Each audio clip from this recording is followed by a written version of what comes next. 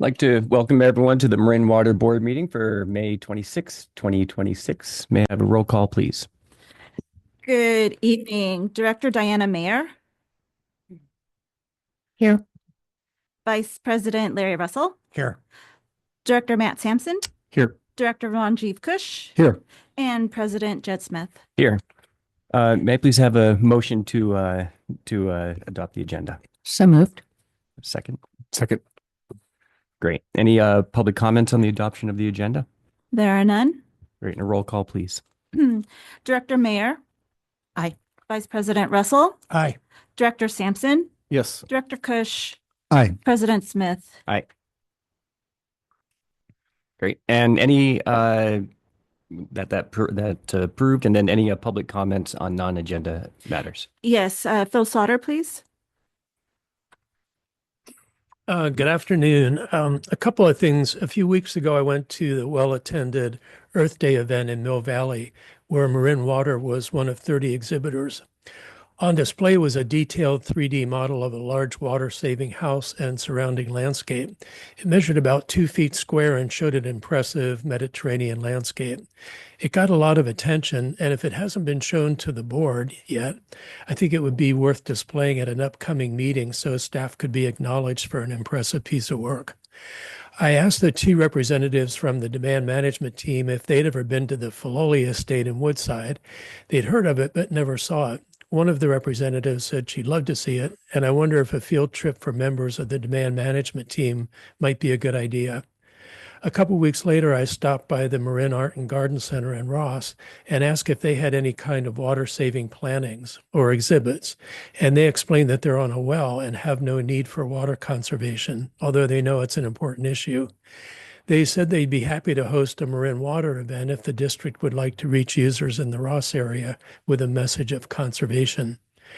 I previously suggested a field trip be arranged for some of the super users in Ross, Kentfield, and Tiburon. So far, I don't think that idea got much traction, but it might be a way for Marin Water's demand management team to socialize and have some in-depth conversations with members of the super user community. I know in the past we've said we don't know how to reach these super users, and here's one way that seems worth a try. The second thing is a recent fall off in our daily imports of Russian River water. I'm not sure why, as we're entering the summer period where outdoor watering kicks in and our daily production has increased by more than 50%, from 14 million gallons a day to over 22 million gallons a day. But last year we were bringing in 7 million gallons a day from the Russian River, or 31% of our daily total. Well, this year we're bringing in only 3 million gallons a day, or just 14% of our daily total. The decrease isn't because our reservoirs are in better shape and we can't use any more water. Reservoirs are the same as they were last year. And it's not because we're expecting any rain. I'm not sure why we're bringing in half the water from Sonoma. But with only a 2-year supply in our reservoirs and a major capital project being planned to increase our imports of Russian River water, it seems strange to be cutting back on imports now when they're readily available. I'm sure there's a good reason why, but I haven't heard it mentioned. Thank you. Great. Any other comments? There are none. Any director or general manager's announcement? Matt, anything for you? Larry? Okay, Nope. We'll go to committees later. Director Meyer, no? Good. Ranjiv? Nothing from me. Okay. Thanks. Do you want to go first? Nothing for you. Okay, I have two small comments. One is, Phil, you reminded me of something that I've seen that well at the Ross Gardens. It's astonishing. I found out about it because in my backyard, I found a 16-foot deep brick well that was dug in the 1870s. And the people that saw it were astonished. The only other one that they'd seen was at that garden, and theirs is 60 feet deep. How they actually engineered and got down there and dug that is quite a remarkable feat and worthy of seeing. I also just wanted to just report out that I went to the last critical stage of the Marin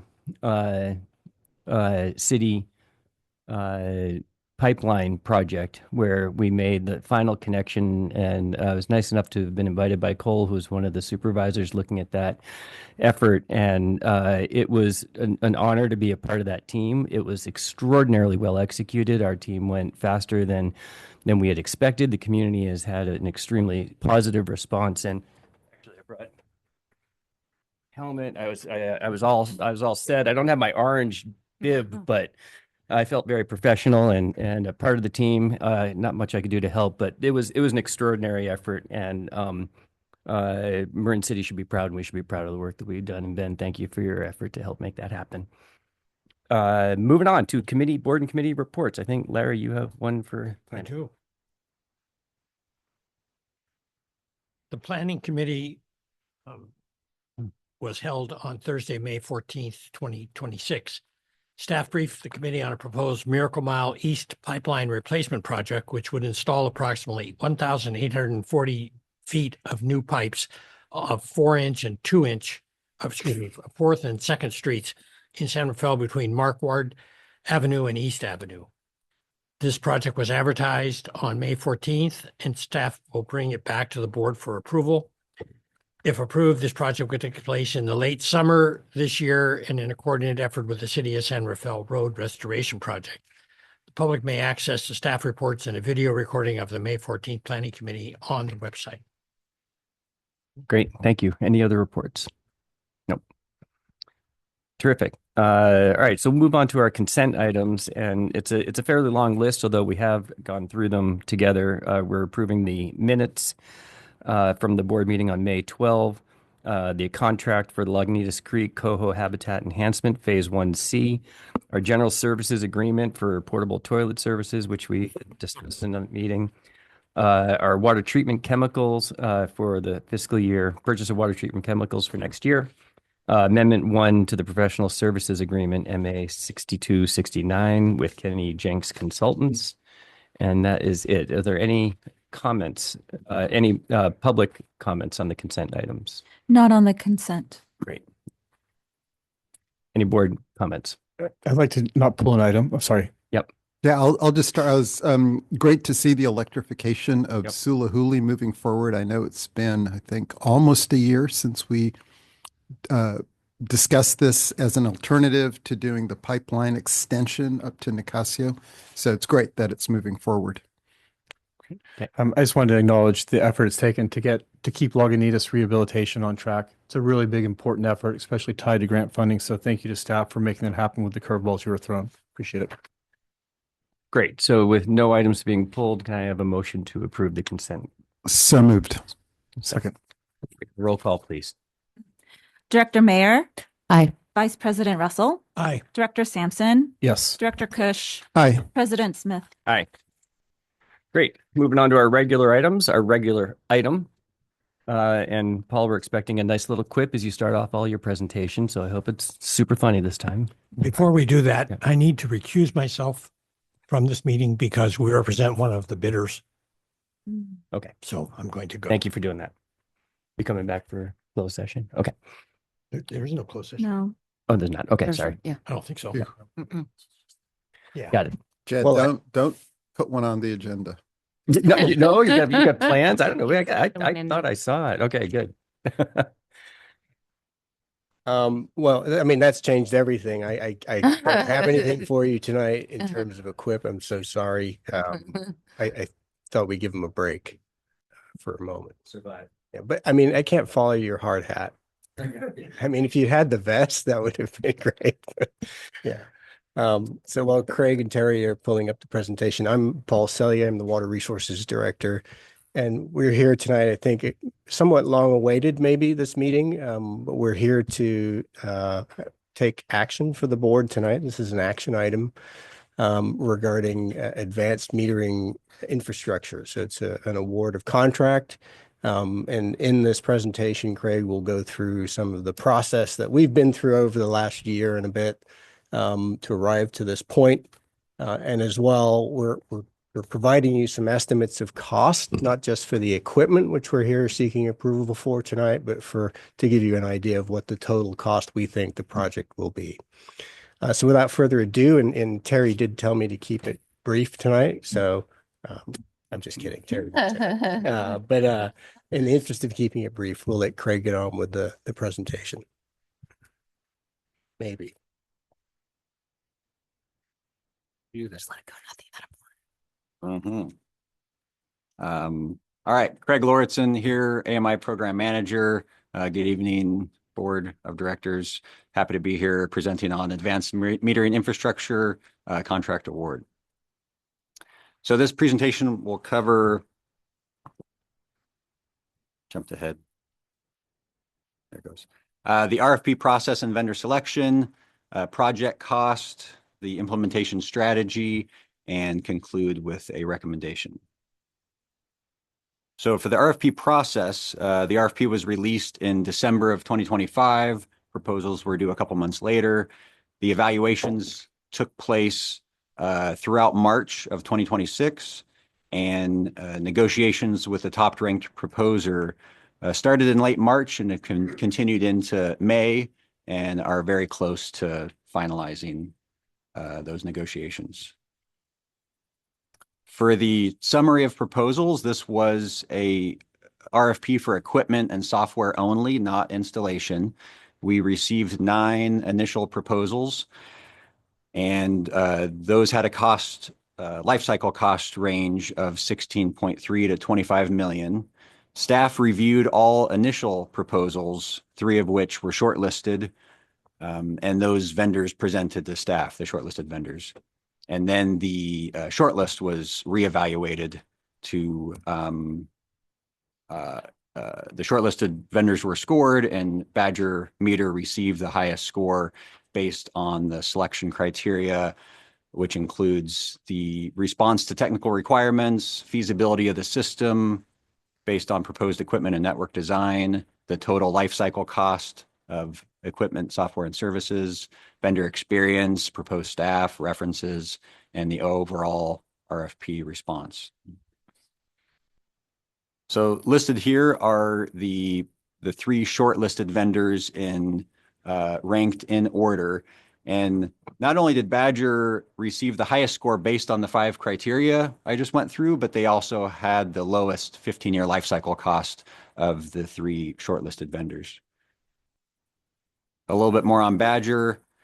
They're deployed in over 240 water utilities throughout California. Some of them are listed there. There's a map of California showing little icons of all the utilities that are install Badger equipment.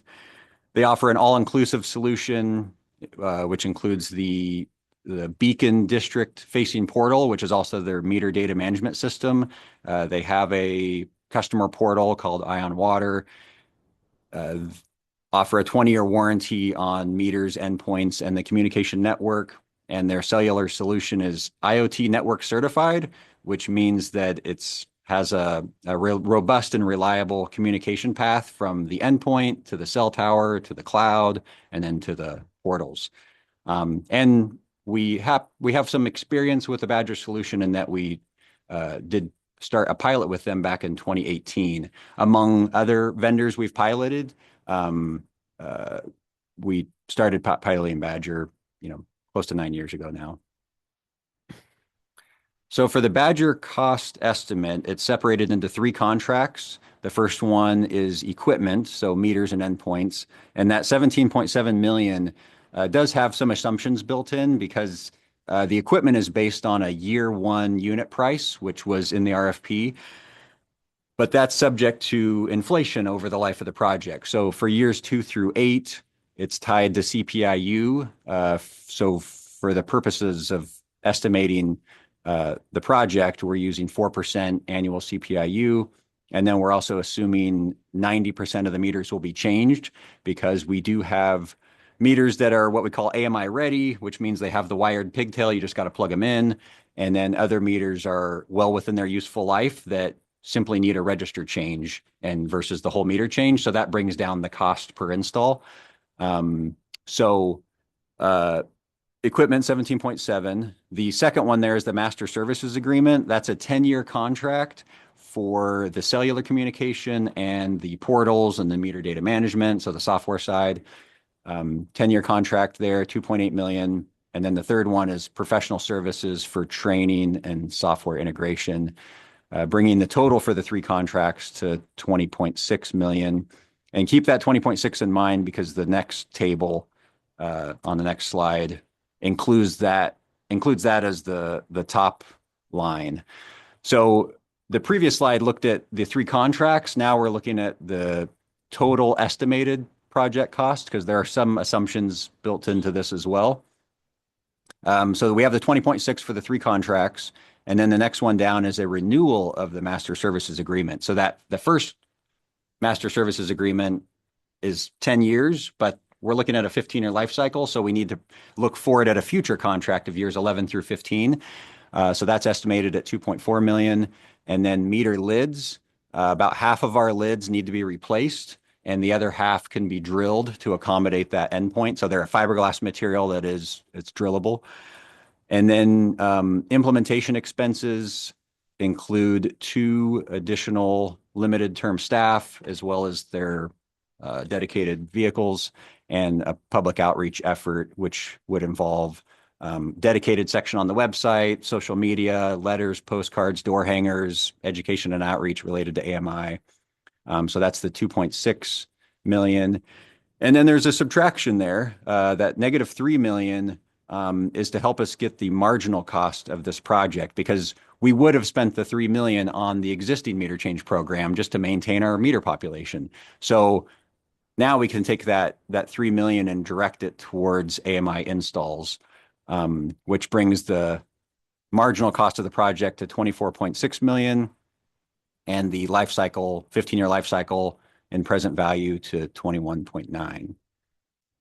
So one more slide on cost. And this is looking at things from a different angle, the traditional versus the in-house. At some previous updates, we talked about traditional or contractor installs versus using the Marin Water staff. And most of the items are comparable because regardless of who's putting it in, it's the same equipment, the same lids, the same software. Where you see a big difference is that installation row of the 14 million versus the 3. Now, the contractors are going to do it a lot quicker, 3, maybe 4 years, where we're looking at 6 to 8 years, but a significant cost reduction in doing it in-house. And whether you look at the total project cost or the 15-year life cycle, it's over a $10 million difference for doing the in-house approach. So that's the current plan. And as far as the implementation strategy and approach is to rapidly increase the volume of billed water through AMI meters, to lower demand by augmenting existing resources. So what does that mean? We would take our existing meter change program, which is already done, every year to the tune of about 2,000 meter changes per year. But all those 2,000 would now be AMI installs because there would be, we have a vendor and we have budget to install these AMI meters. And then the second one there is to augment meter operations with 2 additional limited term staff to focus on AMI installs. Because the current team, those 2,000 meters a year, that's going to be progress, but they're spending close to 75% of their time manually reading meters. So the 2 additional staff can just focus on the AMI installs. So an example of the implementation approach for the first 3 years would be the lowest hanging fruit is that 1,500 AMI ready meters. Over 900 of those are large meters, 1.5 inches and larger. So ready to plug into an endpoint. So disproportionately higher water users because they're large meters.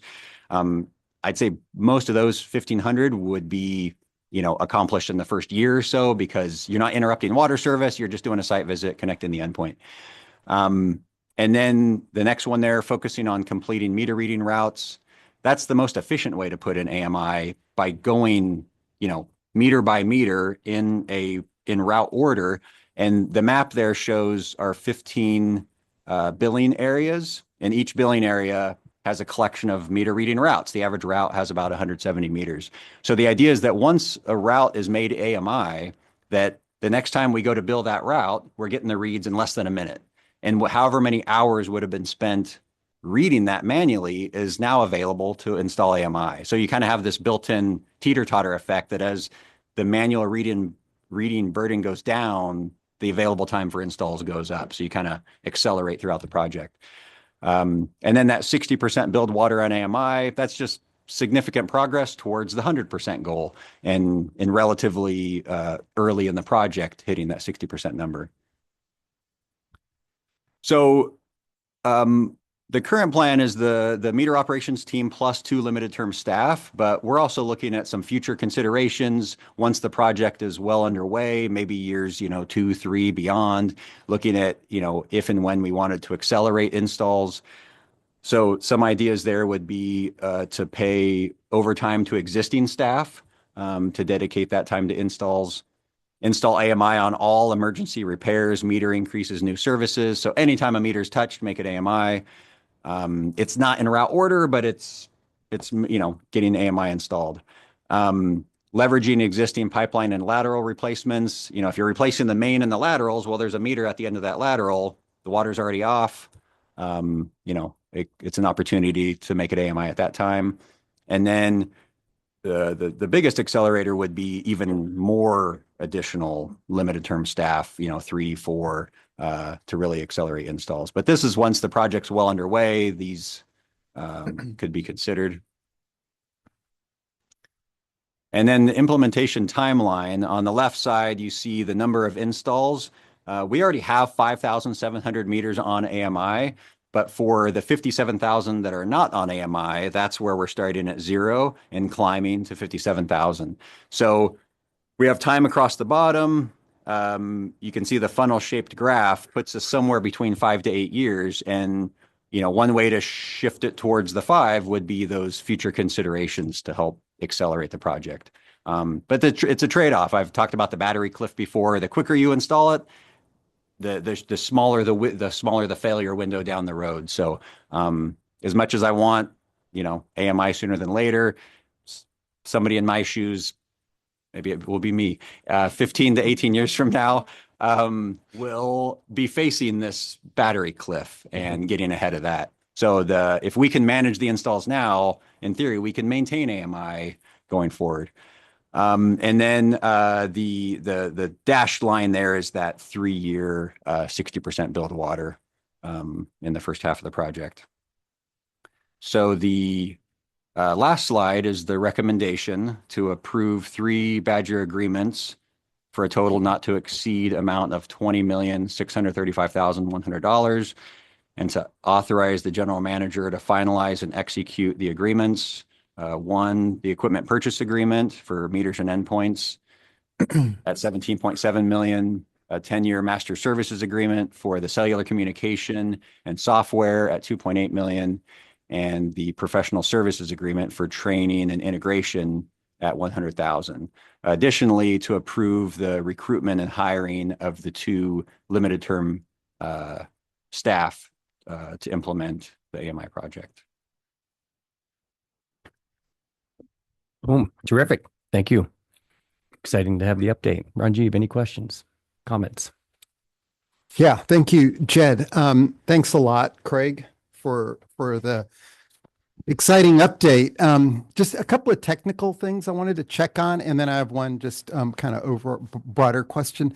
So on the technical side, in the pilots that you used to develop the RFP, you included an evaluation of the Subeca meters, which worked off of Amazon Sidewalk. Correct. And those were for more difficult terrains where other types of signal transmission weren't going to work as well. What was the final decision on Subeca? Is that included? It's not included in that the RFP led us to the Badger being the highest ranked proposer. However, we do know that there's not 100% cellular coverage in our service area. So the plan would be to have the preferred solution be, in this case, Badger. But as we come across meters that are not, that don't have cellular coverage, another option would be Subeca. It'd be on a much smaller scale, so it wouldn't necessarily be for a contract award, but it could be used as a tool to install. So the Badger pilot has gone, or sorry, the Subeca pilot has gone well. It's just not going to be the first choice when we get to each meter for the upgrade. Okay. But it's still a viable solution for the areas with no cell service. Okay. Got it. You were also evaluating, I think it was a Camstrup option that included a listening system for leak detection. Yeah, that was the integrated acoustic leak detection. We did pilot Camstrup in a couple different areas, and there was a couple challenges. One, at the time of the RFP proposal, they did not offer a cellular solution, and they did require the I forget the quantity, but the towers that that their score was weakened through the feasibility of the proposed system, because the sight lines, the view sheds, the environmental issues of installing this new infrastructure. So that affected their score.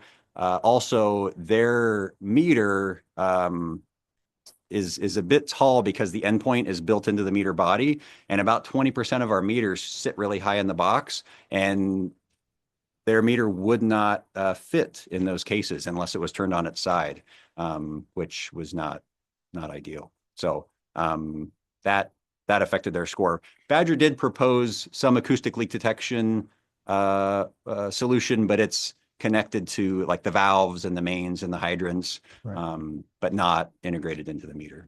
Okay. But I believe you're also evaluating, or we are evaluating an independent leak detection technology as well. Yeah, that could be, completely unrelated to AMI. Right. Yeah. Right. Now, I mean, this is, so, I think it's been almost 3 years or maybe even a little more since we started the road towards this, the actual implementation. And we've had a lot of discussion through this process. And then, of course, you've done these intensive pilots to guide the RFP development. And then you've made this decision about, implementing in-house. And so, it's great to have us here. It's one of our largest, capital investments. It's one on the bigger side, and it's going directly to water efficiency and demand management. I have a Badger meter, and it works, and I expect that it'll be working in the same fashion for all of our customers. But one thing I've learned, despite all of the, I think, attention that has been placed on ensuring that this process is as robust and productive as possible, there will be customers and stakeholders that don't think it's a good idea. That's one thing I'm certain of now, after my 3.5 years of experience. What's our plan for addressing, ensuring that what we're doing is well communicated and we have a system in place to address all of the feedback, questions, and concerns that we're going to hear about?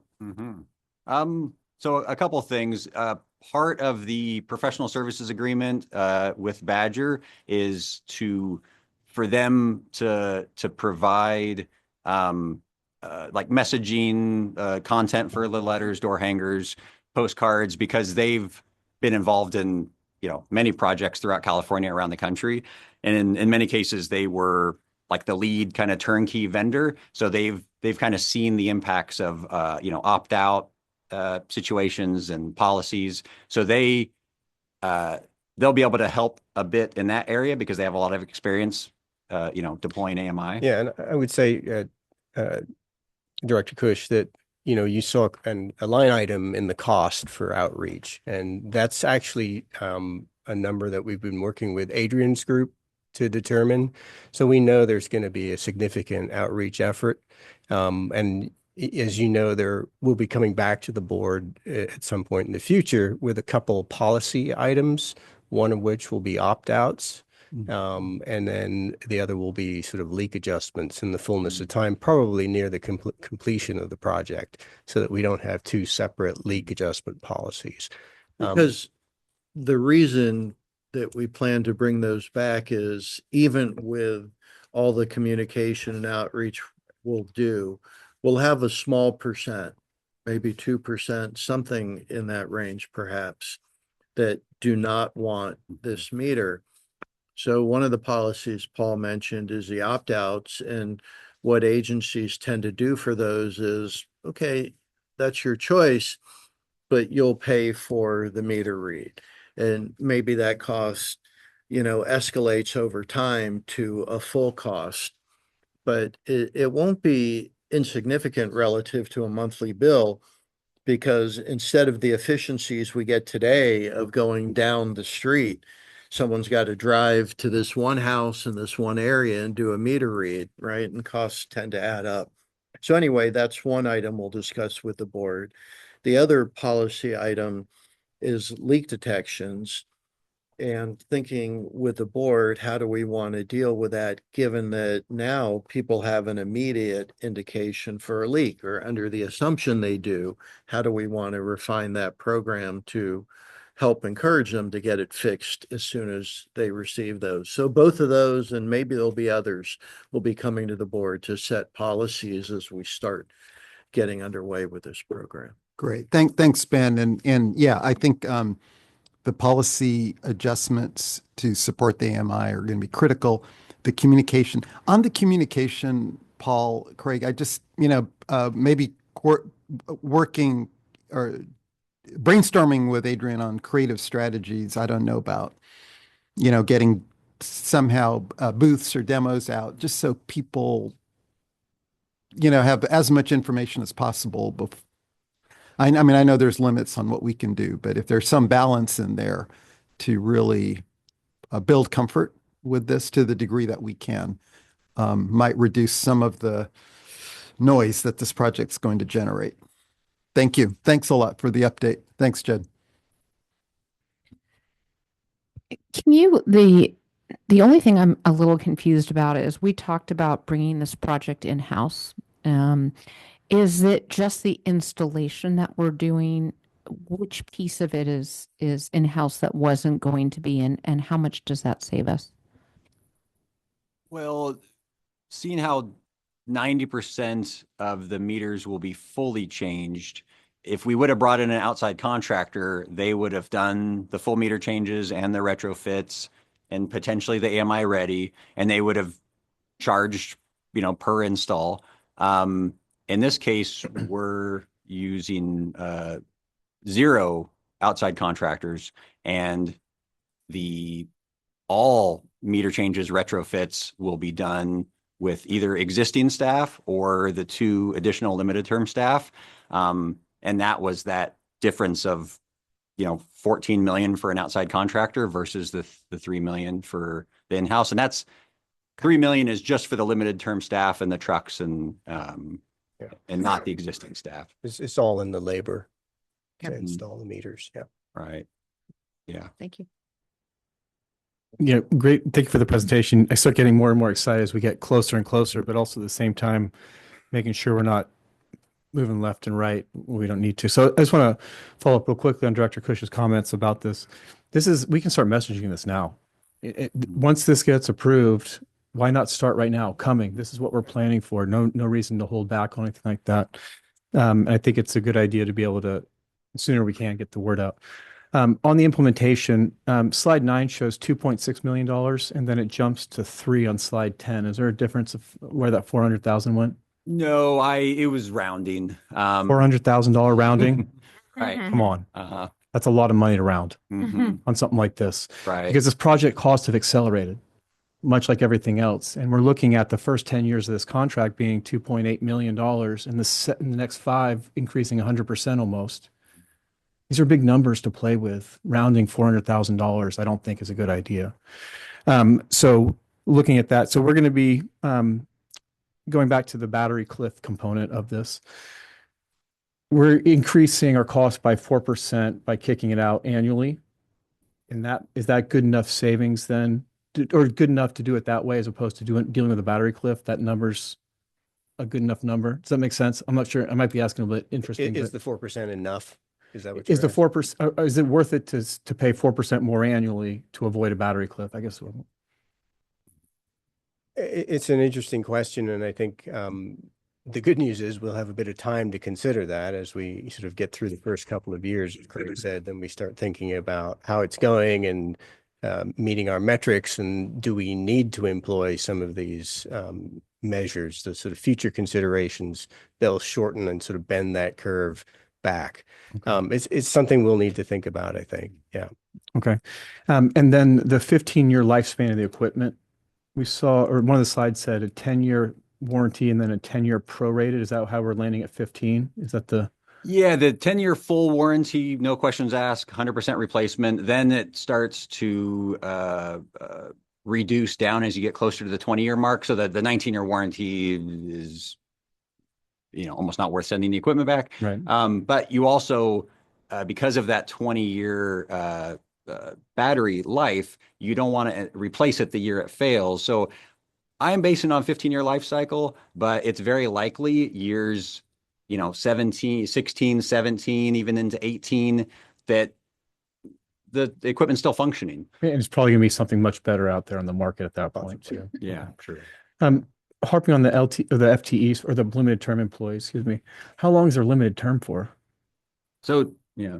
Typically we go for a 2-year term. Okay. I have seen 3. So this will be these would be sorry. Yeah, these would be 2-year limited term positions that would renew over the course of the project implementation. Got it. Okay. I think actually that probably wraps it up for me. Thank you. Great. Thank you for the presentation. Excited to get to this stage after, 3.5 years of talking about it. So I appreciate the staff's focus. I see this as a historic approval, pending approval, capital investment of this kind that modernizes Marin Water with the appropriate use of data, water efficiency, leak detection, billing systems. I could not be more proud, and I think our customers could not be more proud of what we're doing. And if all the numbers pencil out and are validated, like we've seen in other water districts and in our own customers, that's a 5% savings that we should be expecting, which is 1.25 million acre feet every single year that will be a result of this really, really important work.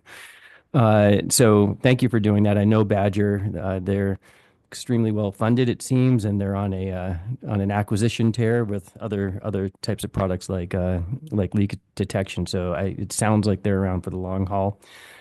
Two just small questions. One, on the $2.4 million future contract that you have in there, that's present value, or is that 2.4 million today? That'll be 5 million in the future. How is that number? Right. What should we expect for that? For that one, it was Because that's future money. So, yeah, it was the actual cost, but then the bottom line of that table took all those costs and brought them up to present value. Yeah. Right. Because it's actually less than inflation with the cellular fee. It's 55 cents a month. And then starting in year 6, it goes up 1 penny a year.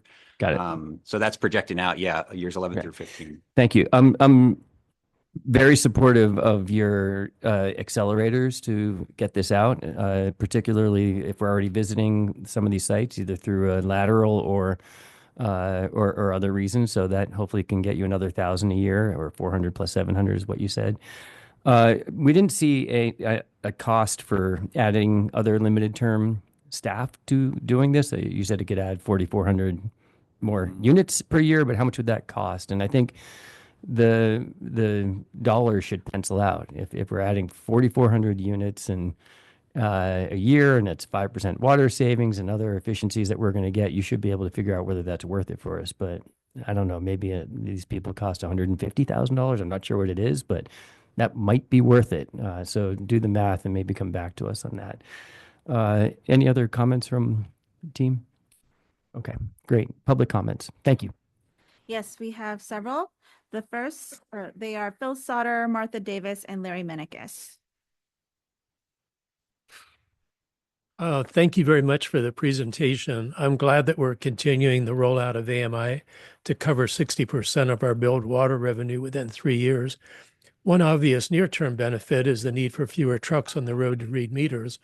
Although I do understand that with more data available, there may be a need for more field service calls to respond to alarms and customer inquiries. But the big payoff from AMI is its ability to prevent water waste through leak detection and by highlighting wasteful customer use. Over the years, I've heard board members and staff comment that AMI implementation is the most effective tool for water conservation, and I'd hope to see more specifics on exactly how that will be achieved. The key to realizing that potential payoff is how we use the data to significantly reduce water waste. And we keep seeing snippets of how that can be done with the 10% of customers who already have AMI installed. When we see that data being used proactively, it always brings value to the decisions we make. One example is the presentation Carrie made a year or so ago when we saw the usage trends of our heaviest water users, most of whom already have AMI meters installed. We could see that many of them were concentrated in smaller geographic areas and that they increased their water use substantially in the summer months to keep landscapes green. And that led to a focus on reaching these customers specifically to reduce their summer use of potable water and perhaps laying out the contours of future neighborhood recycled water networks. However, I think it's also important to mention instances where we have AMI data but haven't yet put it to use. One example from Carrie's presentation was an AMI customer with a large ongoing water leak that he refused to fix because the landlord paid the bill. Rather than reduce the flow or shut off the service, which I believe the Badger meter can do, the leak was allowed to continue. There are also the two adjacent Corte Madera neighborhoods, with the AMI neighborhood showing a greater reduction in water use than the non-AMI neighborhood. But as far as I know, we haven't yet dug into the data to figure out who saw the biggest reductions and what made them different from those who didn't.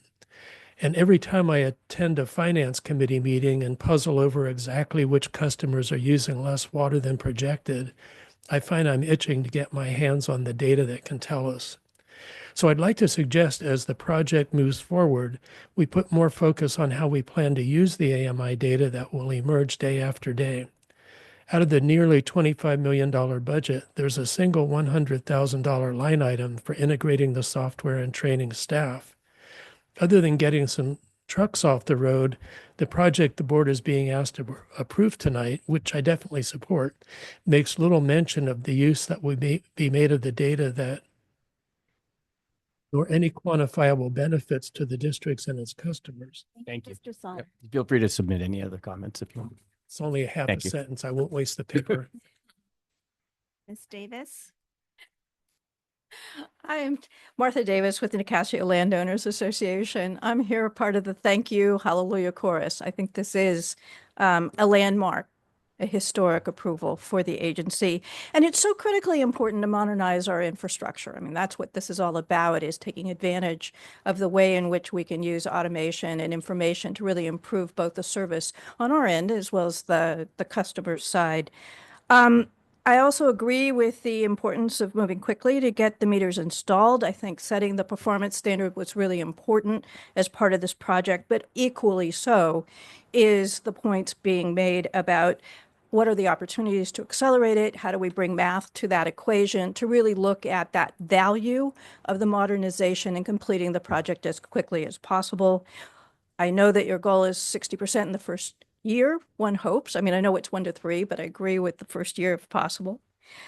I also did a little bit of homework just going back, and I want to congratulate the staff for keeping the price of the project in the zone of where the 2022 cost estimate was. I was really surprised, and I think it's impressive. In our inflation-dominated world, that's an unusual accomplishment, and the staff deserve to be thanked for that. Also, from the many presentations by the staff, we know that the AMI will achieve significant water savings for the customers and for the district. But I found one really compelling example, and maybe Director Cush, this kind of addresses some of your concerns about the communication with the customers. It was a 2018 leak that was so large that if it had not been spotted through the demonstration project, the district could well have lost almost 2 acre-feet over a 2-month period. And imagine not only were you relieved that you found it, but the customer was too. So some of the presentation material about this becomes valuable. And also I know that Marin Water is part of the CalWEP, the California Water Energy Project. I always forget what their name stands for, but they have a really great interaction platform where you can go on and ask questions about how did other agencies do this? How did they solve the problems? So there's a very rich environment there for educational materials. You don't have to make it up. It's all there because there's so many agencies that have gone through the process before. I just want to echo Mr. Souter's point about how important this new water data is and what a powerful management tool it is. So looking at a deeper analysis of the data really is such an opportunity for the agency, evaluating questions like why current AMI customers are more efficient than their non-AMI neighbors will establish a really useful baseline. So as the new data comes in, you're really learning and interacting with that data and updating your understanding of what is a motivating factor that help people do better management. And just finally, with this approval, it's such an important step forward. And with your decision today, it is equally important that the future water savings from the AMI program be estimated and included in the district's draft. Thank you very much. And feel free to Water submit any management other plan. comments that you want. Thank you. Appreciate it. Yes. Next comment. Yes, good evening, and thank you for the presentation. And Phil and Martha, thank you for your comments. I'll try not to repeat them. A couple things here. If we're talking 2%, we're talking about 1,200 users that will not, 1,300 users that will opt out. But there's a loophole you want to be careful of, and that's a high water user that does not want to be tracked or have their use cut during a drought period. And there should be no opt-out for, or better way to put it, the only opt-out should be people that are low water users. Anything above that, they need to be on the system. I don't know if that can be done. Maybe the law doesn't allow that, but that would be a better way to go. And Jed, to your comment, actually, this has been going on much longer than 3.5 years. I think at 2009, we already had the 5,000 in, and I believe it's been over a decade that we've been talking about AMI at this point. So this is really a, as you say, a watershed moment this evening. And with that, we're talking about 5,700 that are already in place, which is about 9% of the users. And the implementation timeline, I'd like that to come back to us more as goals. With 5,700, 9%, when are we going to be at the first 15%, the next 15 to 30%, to 45%, to 60, and to 75. Once you get to 75, you're pretty much there in a lot of ways. And it would be good to have spending this much, investing this much, just a much clearer idea for the public and for the board how the planning is going to roll out so that we have measurables going forward. Thank you so much this evening. Great. There are no further speakers. No further. Terrific. Well, can I make additional comments? Yes. So I do want to acknowledge if the 2022 costs were the same as today or less, did the 2022 costs include us doing it in-house, or was that the outside consultant doing the install? Because 3 years to keep the cost the same, that's a valid effort, but I want to make sure we're apples to apples on that. If we don't have an answer right now, that's okay too. But I think there is a point that I think deserves a little bit more, not scrutiny, but a little bit more detail, is that the limited term employee line item is $2,400 with 2 trucks.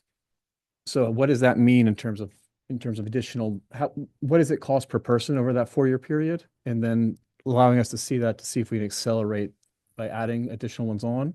But it's just a general line item, not understanding the full cost and being able to say, hey, if you want more, this is what it's going to cost, would be helpful. That was it. great. Anything else? No. Well, it's wonderful here, not only just customer support, but folks outside of our service area and non-customer, tremendous support. So thank you for coming. Great. So we are looking for a motion to approve the contract with Badger, which is not to exceed $20,635,100 for the purchase of equipment, a master service agreement, and professional services for integration with SAP. So moved. Second. Great. Roll call. Before we vote, can we revisit that motion? There is also the 2 limited term positions that were identified for action tonight. I didn't know if we're intentionally taking those as a separate item or if you wanted to include those in the I current see. motion. They weren't noted out, but yes, we're approving that as well. So Okay, yes. so we'll Yep. amend that motion. Let's have another motion, please. The motion Yep. to approve both the contract with Badger Meter, as well as the recruitment and hiring of 2 limited term meter reader and repair workers. Second. Roll call, please. Director Mayer, Aye. Director Sampson, Yes. Director Kush, Aye. and President Smith. Aye. Thank you. I'd like to give a shout out to Cynthia Kohler, who worked tirelessly on this effort for many, many, many years, and a lot of the consultants that were brought in, Carrie and your entire team. This is an enormous, important move for us. Moving on for our future board meetings, item 8. Thank you for the presentation. Our last meeting for this month is the Finance and Administration Committee meeting this Thursday at 9:30. It's just the Finance and Administration Committee meeting. And then the remaining board meetings and our regular committee meetings are start next month, next week. So Next week, we're back, June 2nd. Okay. that's it. Yep. Okay, thank you. With that, our meeting's adjourned. Thank you, everyone.